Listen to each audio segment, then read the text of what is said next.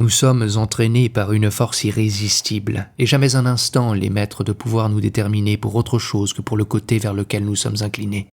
Mais pouvons-nous être coupables du côté dans lequel elle nous jette? Pas plus que ne l'est la guêpe qui vient darder son aiguillon dans ta peau.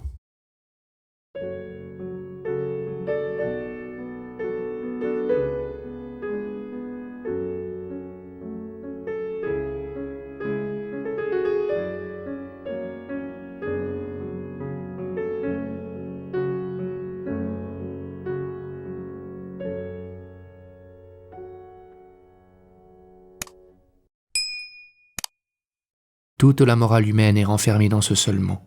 Rendre les autres aussi heureux que l'on désire de l'être soi-même, et ne leur jamais faire plus de mal que nous n'en voudrions recevoir. Voilà, mon ami, voilà les seuls principes que nous devions suivre, et il n'y a besoin ni de religion ni de Dieu pour goûter et admettre cela. Il n'est besoin que d'un bon cœur.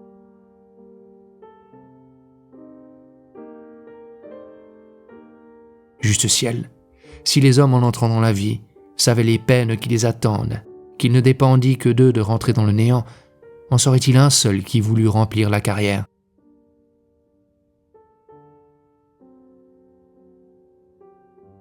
Qu'est-ce que l'estime, l'approbation des sots, accordée aux sectateurs de leurs petits vilains préjugés?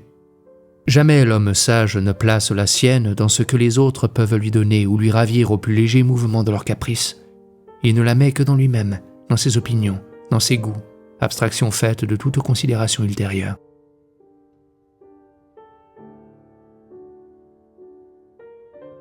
Depuis que j'étudie les hommes, je vois qu'avec leurs sages lois et leurs superbes maximes, ils n'ont réussi qu'à nous faire voir que le plus coupable était toujours le plus heureux. Il n'y a d'infortuné que celui qui s'imagine faussement devoir compenser par un peu de bien le mal où son étoile l'entraîne.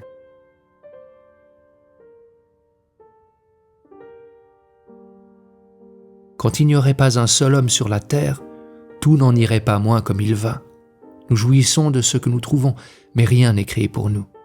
Misérables créatures que nous sommes, sujets aux mêmes accidents que les autres animaux, naissant comme eux, mourant comme eux, ne pouvant vivre, nous conserver et nous multiplier que comme eux. Nous nous avisons d'avoir de l'orgueil. Nous nous avisons de croire que c'est en faveur de notre précieuse espèce que le soleil luit et que les plantes croissent. Ô déplorable aveuglement! Convainquons-nous donc que la nature se passerait aussi bien de nous que de la classe des fourmis ou de celle des mouches, et que d'après cela, nous ne sommes nullement obligés à la servir dans la multiplication d'une espèce qui lui est indifférente et dont l'extinction totale n'altérerait aucune de ses lois.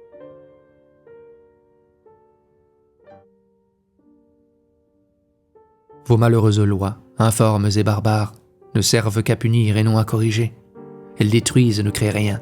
Elles révoltent et ne ramènent point. Or, n'espérez jamais avoir fait le moindre progrès dans la science de connaître et de conduire l'homme, qu'après la découverte des moyens qui le corrigeront sans le détruire, et qui le rendront meilleur sans le dégrader.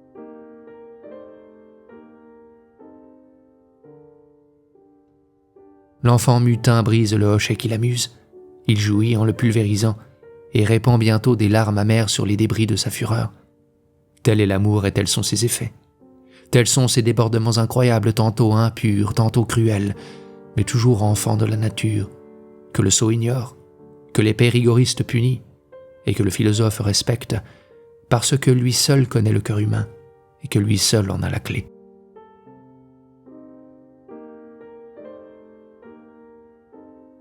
Élevez l'homme, vous lui faites naître l'envie de mal faire, par l'espoir qu'il conçoit aussitôt de le pouvoir sans risque. Il ne faudrait donc qu'aucun homme eût de supériorité sur un autre. Il faudrait qu'il n'en eût jamais qu'un instant, et que la crainte d'être traité dans l'état faible, comme il traitait les autres quand il dominait, servit toujours de frein à ses passions.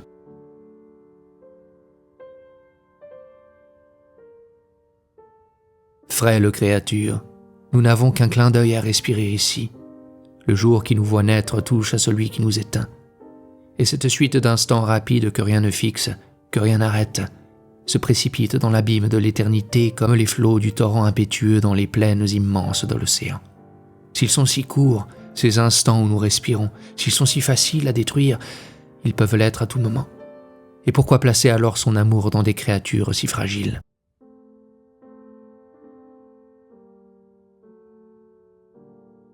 L'univers est plein de statues organisées qui vont, qui viennent, qui agissent, qui mangent, qui digèrent, sans jamais se rendre compte de rien.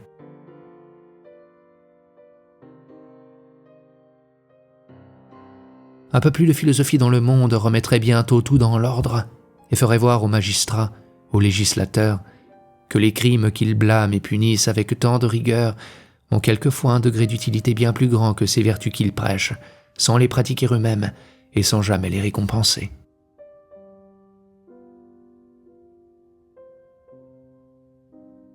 Ne vous y trompez pas, Justine.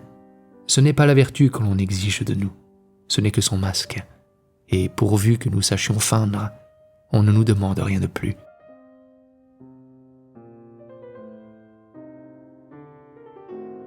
La plus frivole apparence de bonheur est à l'infortuné ce que la bienfaisante rosée du matin est à la fleur desséchée de la veille par les feux brûlants de l'astre du jour.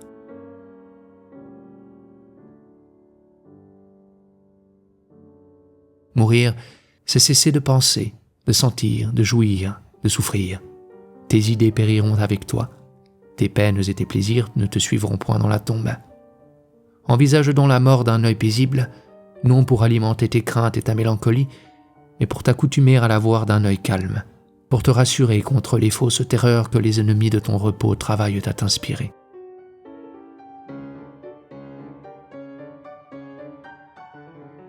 Ayez un peu plus de courage, consentez à la loi générale, et résignez-vous à l'ordre du destin dont les décrets sont qu'ainsi que tous les êtres, vous retombiez dans le creuset de la nature pour en sortir bientôt sous d'autres formes. Car dans le fait, rien ne périt dans le sein de cette mer du genre humain. Les éléments qui nous composent se réuniront bientôt sous d'autres combinaisons. Un laurier perpétuel croît sur le tombeau de Virgile.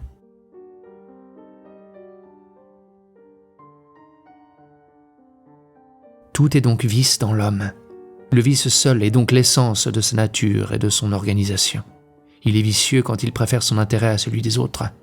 Il est encore vicieux dans le sein même de la vertu, puisque cette vertu, ce sacrifice à ses passions, n'est en lui ou qu'un mouvement d'orgueil, ou que le désir de faire refluer sur lui une dose de bonheur plus tranquille que celle que lui offre la route du crime.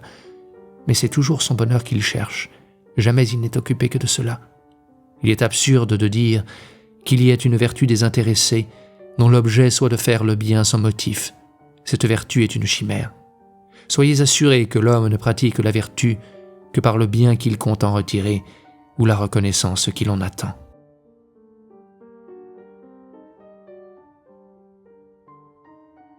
Si tous les hommes étaient vicieux, de meilleure foi, l'hypocrisie ne serait pas nécessaire.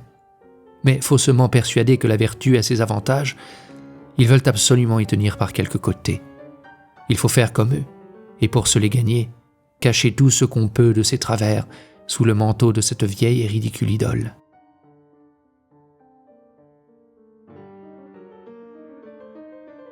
Un Dieu assez perfide, assez méchant, pour créer un seul homme, et pour le laisser exposer ensuite au péril de se damner, ne peut être regardé comme un être parfait.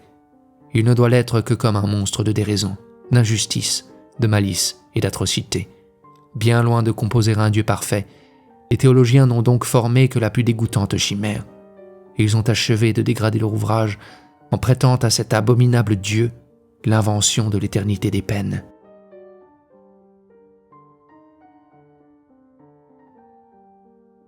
Il n'y a d'autre enfer pour l'homme que la sottise et la méchanceté de ses semblables. Mais dès qu'il a fini de vivre, tout est dit. Son anéantissement est éternel.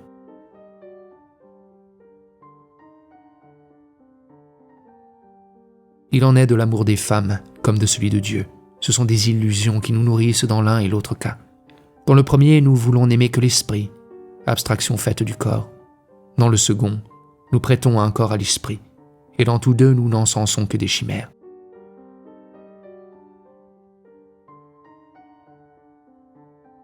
La chute de l'illusion console l'amour-propre, et l'on aime à se dédommager alors par des mépris du fol encens qu'on brûla pour l'idole.